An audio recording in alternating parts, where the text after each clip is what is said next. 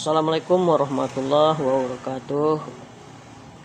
Anak-anak Bapak, apa kabarnya hari ini? Sudah siap belajar? Baiklah, sebelum kita memulai kegiatan hari ini, jangan lupa seperti biasa,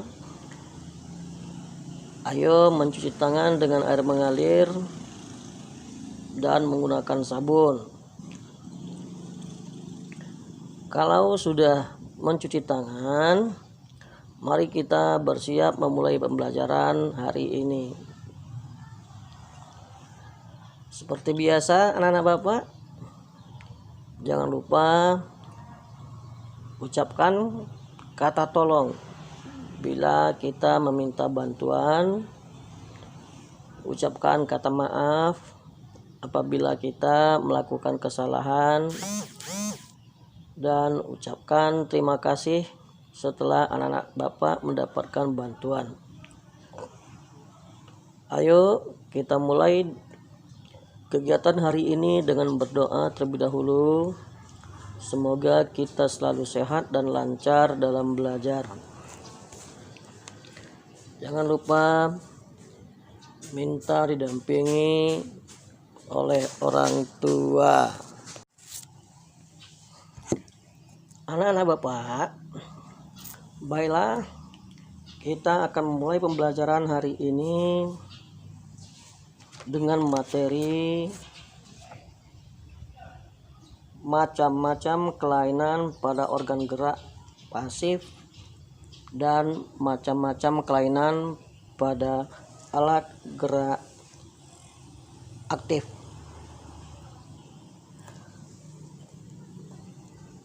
Kita tahu bahwa alat gerak manusia yang utama itu ada dua, yaitu alat gerak pasif yang kita sebut tulang dan alat gerak aktif yang kita sebut otot. Anak-anak Bapak sekalian, alat gerak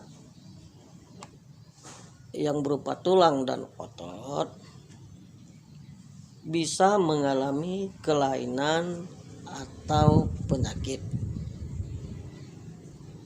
Nah, kondisi ini terjadi kadang-kadang karena kita tidak memperhatikan dengan baik bagaimana cara menggunakan atau memfungsikan alat gerak tersebut. Pada alat gerak pasif atau tulang itu mempunyai berbagai macam kelainan pada fungsi geraknya. Yang pertama, kelainan pada alat gerak pasif atau tulang itu disebut fraktura atau kita kenal dengan sebutan patah tulang. Kelainan pada patah tulang bisa terjadi akibat kecelakaan, baik kecelakaan pada saat naik kendaraan bermotor atau akibat jatuh. Ya, anak-anak Bapak. Nah, kelainan fraktura atau patah tulang ini dibedakan menjadi dua. Apa saja?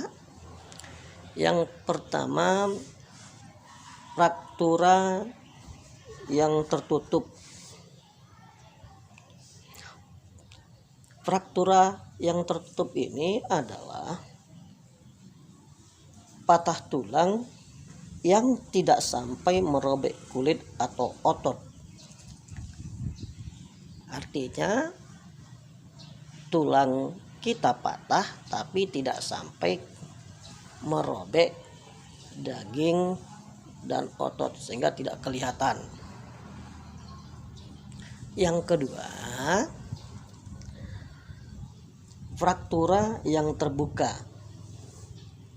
yaitu patah tulang yang merobek atau menembus kulit dan otot. Ini yang pertama. Kelainan pada alat gerak pasif yang kedua namanya osteoporosis.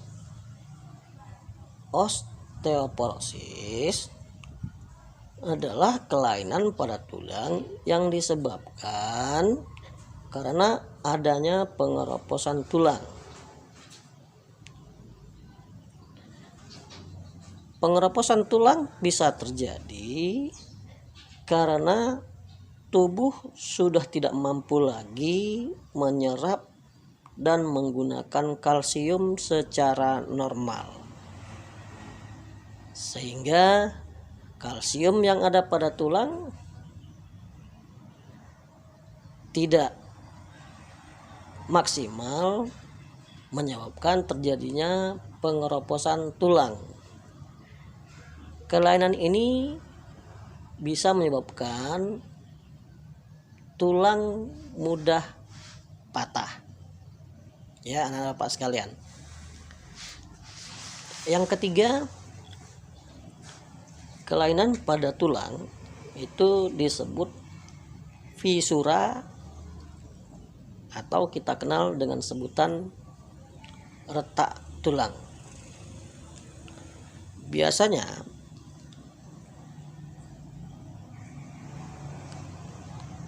tulang yang retak itu terjadi akibat kecelakaan atau jatuh. Jadi kondisinya sama dengan fraktura, hanya bedanya fraktura itu tulang kita patah, tapi kalau fisura tulang kita hanya retak saja, tidak sampai patah. Nah, ini juga akibatnya sama. Akibatnya yaitu sama-sama karena terjadinya kecelakaan pada diri kita atau kita jatuh. Yang keempat, kelainan pada tulang itu disebut lordosis. Lordosis itu adalah kelainan tulang karena sikap duduk yang salah, sehingga tulang belakang melengkung pada daerah lumbalis. Hal ini akan mengakibatkan posisi kepala tertarik ke belakang.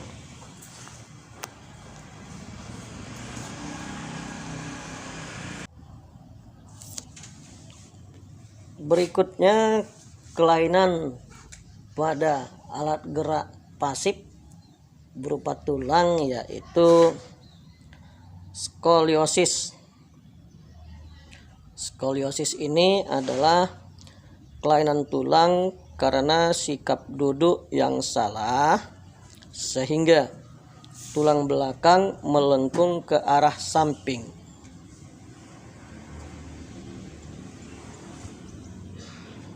Hal ini disebabkan cara duduk kita yang menyamping, sehingga badan kita bisa membengkok membentuk huruf S. Ya, anak Bapak.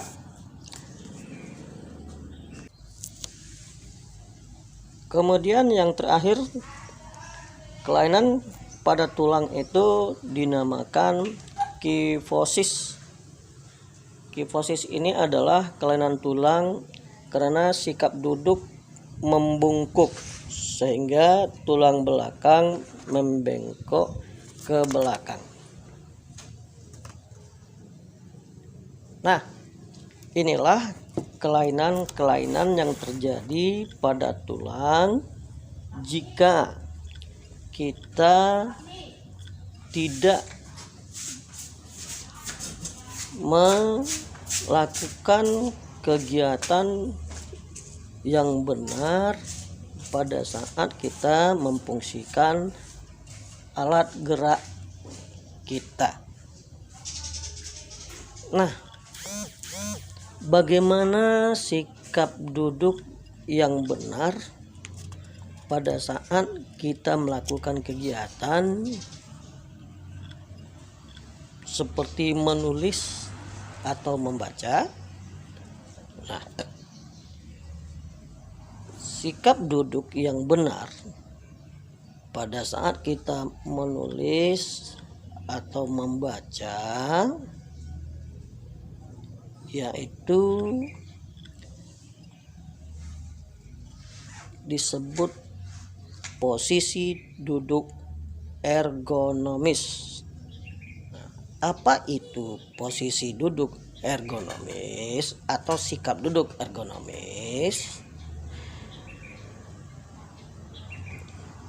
Sikap duduk ergonomis adalah sikap duduk yang benar pada saat kita makan, pada saat kita menulis, pada saat kita membaca, atau pada saat kegiatan-kegiatan yang lain pada saat kita duduk.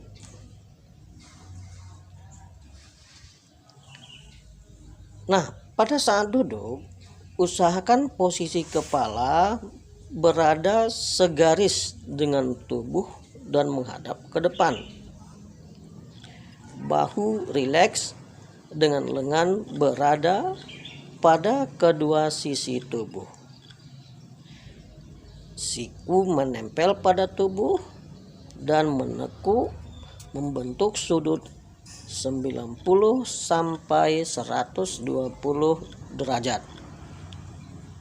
Kemudian punggung harus ditopang secara penuh dengan penopang pada saat tegak atau sedikit bersandar. Posisi paha dan panggul ditopang oleh kedudukan kursi dan sejajar dengan lantai. Sedangkan lutut setinggi panggul membentuk sudut 90 derajat. Nah, inilah posisi duduk ergonomis atau sikap duduk yang benar sehingga kita terbebas dari kelainan tulang berupa lordosis, skoliosis, dan kifosis.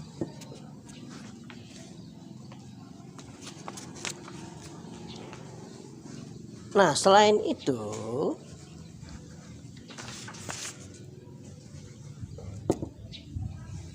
semua organ gerak kita harus terus kita jaga. Kita harus selalu memperhatikan setiap gerakan yang kita lakukan. Setiap gerakan harus kita lakukan dengan benar untuk menghindari terjadinya gangguan dan kelainan pada organ gerak kita, khususnya alat gerak pasif berupa tulang. Nah, inilah anak-anak Bapak kelainan yang terjadi pada alat gerak pasif yang kita sebut tulang. Jika kita tidak hati-hati dalam melakukan kegiatan sehari-hari. Nah, tentu anak Bapak sudah paham dan sudah mengerti apa saja kelainan yang terjadi pada alat gerak pasif kita, ya bukan?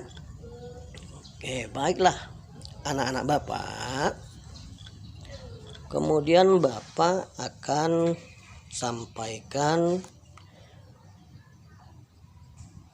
kelainan-kelainan yang terjadi atau penyakit yang terjadi pada alat gerak aktif manusia yang kita sebut otot.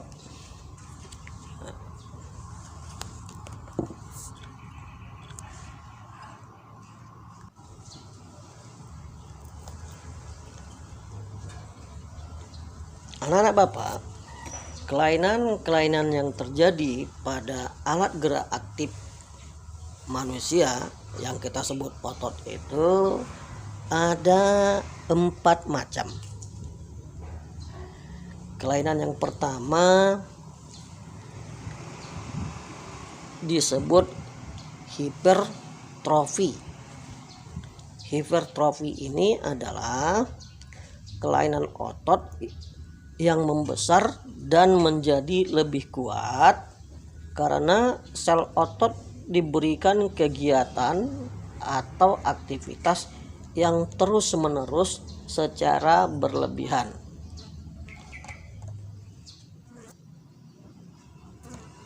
Nah, ini contohnya seperti binaragawan. Nah, binaragawan ini jika salah dalam melatih otot, maka senantiasa akan terjadi kelainan otot yang kita sebut hipertrofi ini. Nah, kelainan otot yang kedua itu kebalikan dari hipertrofi. Sebutannya atrofi. Atrofi ini adalah kelainan otot yang mengecil, melemah, fungsi otot yang menurun. Nah, kondisi ini disebut kondisi atrofi. Hal ini bisa terjadi karena adanya penyakit polimielitis yang dapat merusak sel saraf pada otot. Nah, ini yang kedua. Yang ketiga, namanya stiff. Kita selalu menyebut dengan sebutan kaku leher.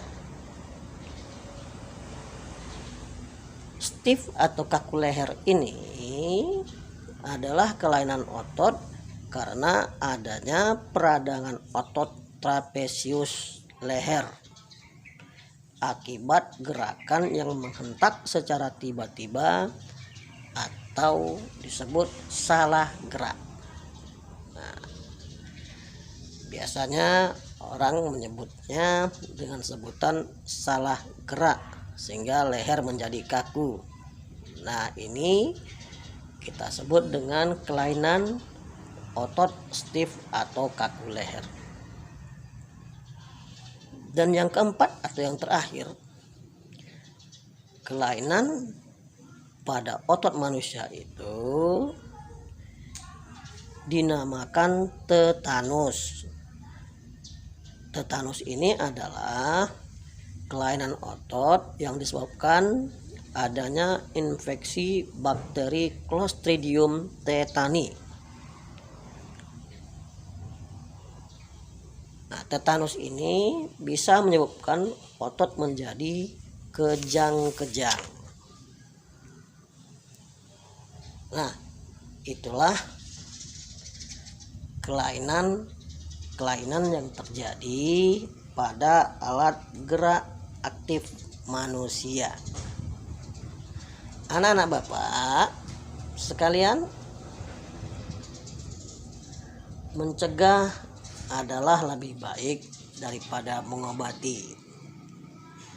Maka Dengan mengetahui berbagai kelainan dan gangguan pada otot manusia beserta penyebabnya, kita jadi bisa lebih berhati-hati dalam melakukan setiap gerakan dalam suatu kegiatan.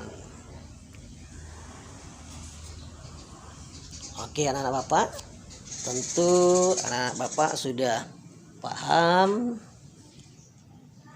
dengan kelainan-kelainan yang terjadi pada alat gerak kita berupa tulang dan otot. Untuk itu kita harus senantiasa berhati-hati dalam melakukan setiap gerakan pada kegiatan-kegiatan yang kita lakukan. Baiklah anak-anak Bapak, berikutnya kita akan membahas tentang komik. Ayo anak Bapak, siapa yang tahu apa itu komik?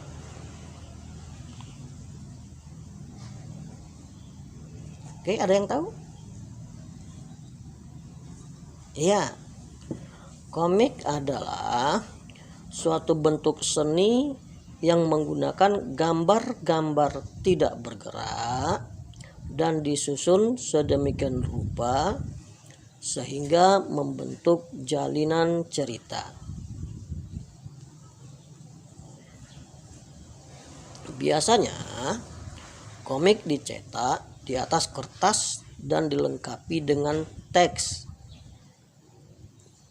Teks dalam komik berfungsi untuk menjelaskan, melengkapi, dan memperdalam penyampaian gambar secara keseluruhan.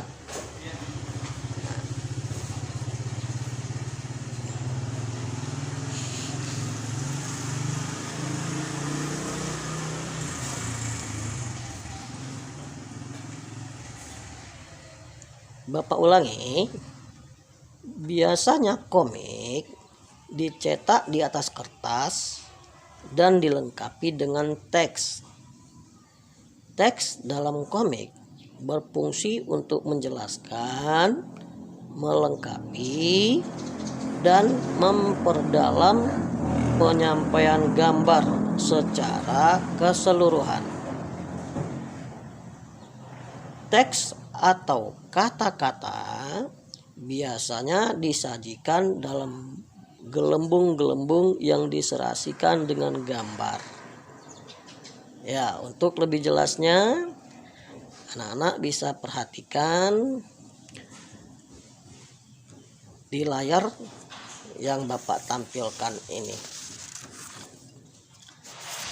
Oke.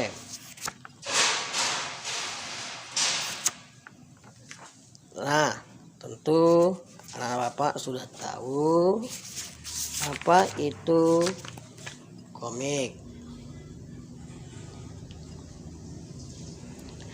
Nah, agar anak-anak Bapak bisa membuat komik dengan baik, maka anak-anak Bapak harus mengetahui arti komik seperti yang sudah Bapak sebutkan tadi. Nah, kemudian kita juga harus mengetahui ciri-ciri komik. Anak-anak Bapak, ciri-ciri komik itu ada 6. Yang pertama,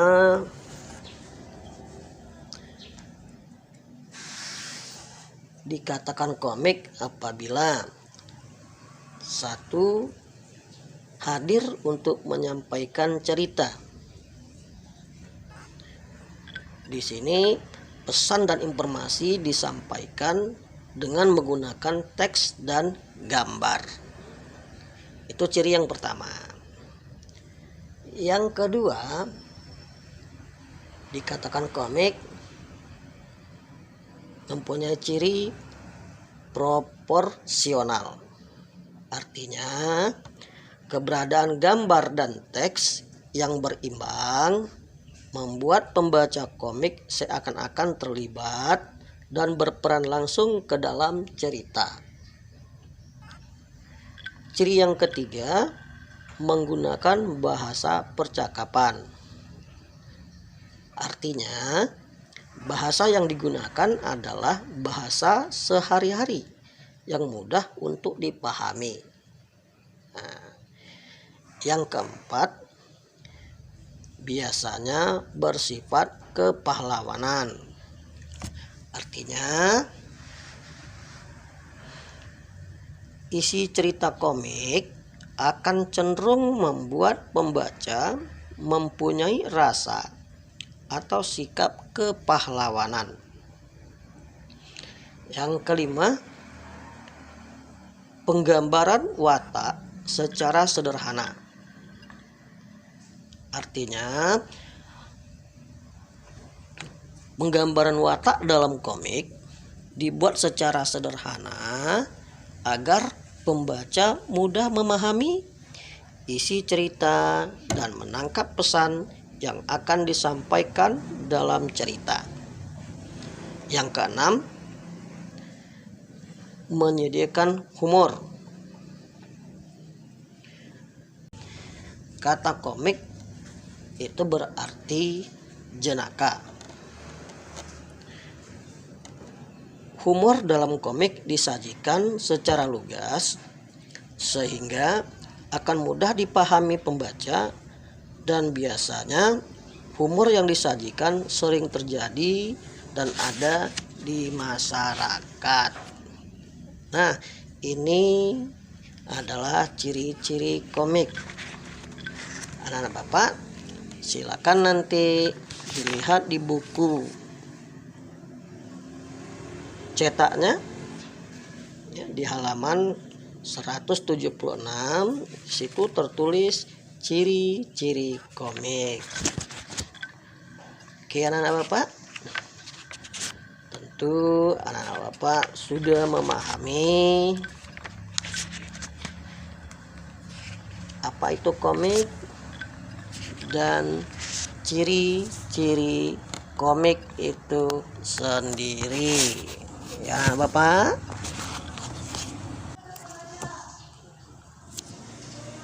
Baiklah, anak Bapak, berikutnya kita akan coba membahas tentang Pancasila. Anak Bapak, Pancasila meskipun terdiri atas 5 sila, namun merupakan satu kesatuan yang utuh.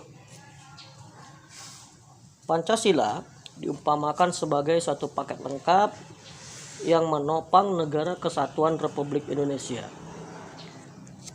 Pancasila merupakan satu kesatuan yang bulat dan utuh dari kelima silanya. Sila ke-1 menjiwai sila kedua, menjiwai sila ketiga, menjiwai sila keempat, menjiwai sila kelima, dan begitu seterusnya. Kelima sila tidak bisa dilepas satu dengan yang lainnya. Walaupun masing-masing sila mempunyai nilai-nilai sendiri, tetapi hubungan antar sila merupakan hubungan yang utuh dan saling terkait. Setiap sila yang membentuk Pancasila merupakan unsur yang mutlak yang membentuk kesatuan, bukan unsur pelengkap. Artinya, satu sila menjiwai dan dijiwai oleh sila-sila yang lain. Sila pertama menjiwai sila kedua, ketiga, keempat, dan kelima, dan demikian seterusnya. Misalnya, meskipun sila ketuhanan yang Maha Esa merupakan sila yang berkaitan dengan Tuhan, tetapi tidak berarti Sila-sila yang lainnya hanya sebagai pelengkap saja.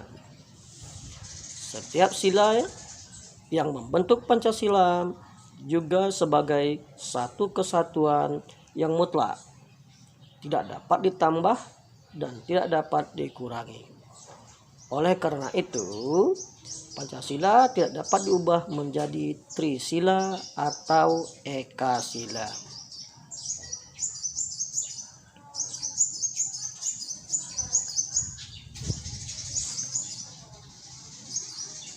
Sebagai contoh,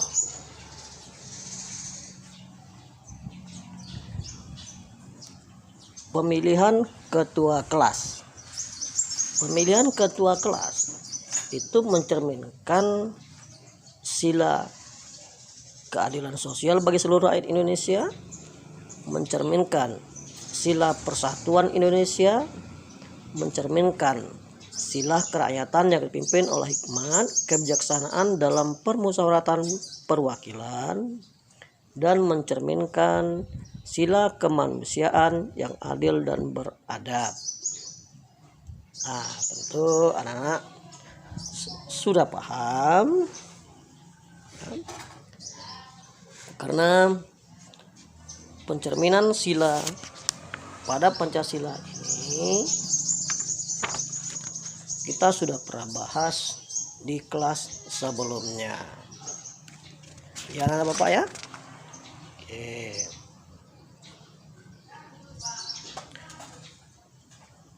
Nah, selain itu kita tahu bahwa Pancasila menjadi pandangan hidup bangsa Indonesia. Maka dari itu, perilaku dan sikap masyarakatnya haruslah mencerminkan nilai-nilai luhur Pancasila.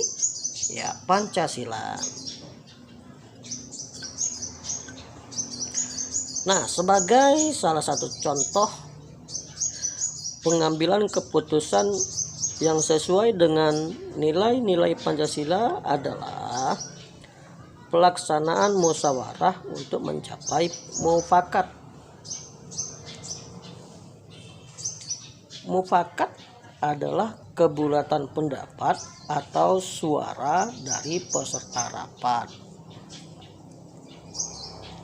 Lalu bagaimanakah jika mufakat atau kebulatan pendapat atau suara tidak tercapai? Jika terjadi demikian, maka akan dilakukan voting atau pemungutan suara dan menentukan suara yang terbanyak sebagai keputusan bersama. Sebagai contoh, anak-anak Bapak, adalah proses pemungutan suara pada saat pemilihan umum, baik pemilihan presiden, pemilihan anggota DPR dan DPD, maupun pemilihan kepala daerah atau pilkada. Dan yang paling rendah pada saat proses pemungutan suara pemilihan ketua RT di daerah kita masing-masing. Nah, itu adalah salah satu contoh pelaksanaan musyawarah untuk mencapai mufakat yang sesuai dengan nilai-nilai Pancasila. Nah, ini pencerminan dari nilai-nilai Pancasila pada sila keempat. Apa itu?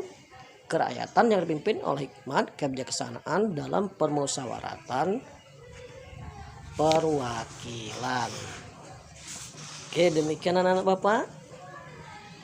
Tentunya anak-anak Bapak sudah paham dengan pembelajaran kita hari ini. Ya. Yang pertama tadi kita membahas tentang berbagai kelainan yang terjadi pada alat gerak pasif yaitu tulang dan alat gerak aktif yaitu otot. Kemudian yang kedua tadi kita membahas tentang komik dan ciri-cirinya. Yang ketiga kita tadi membahas tentang nilai-nilai Pancasila dalam kehidupan sehari-hari. Nah, nantinya sebagai pelengkap, anak-anak Bapak bisa membuka buku temanya, yaitu buku tema 1 kelas 5 tentang organ gerak hewan dan manusia pada subtema 3 mulai dari halaman 123 sampai halaman 188. Nah, semua yang kita bahas tadi itu terdapat di dalam subtema 3 tersebut, mulai dari pembelajaran 1 sampai pembelajaran 6. Baiklah anak-anak Bapak, sampai di sini dulu pembelajaran kita hari ini. Jangan lupa ucapkan terima kasih kepada anggota keluarga yang sudah membantumu dalam pembelajaran hari ini. Terima kasih. Sampai jumpa. Assalamualaikum warahmatullahi wabarakatuh.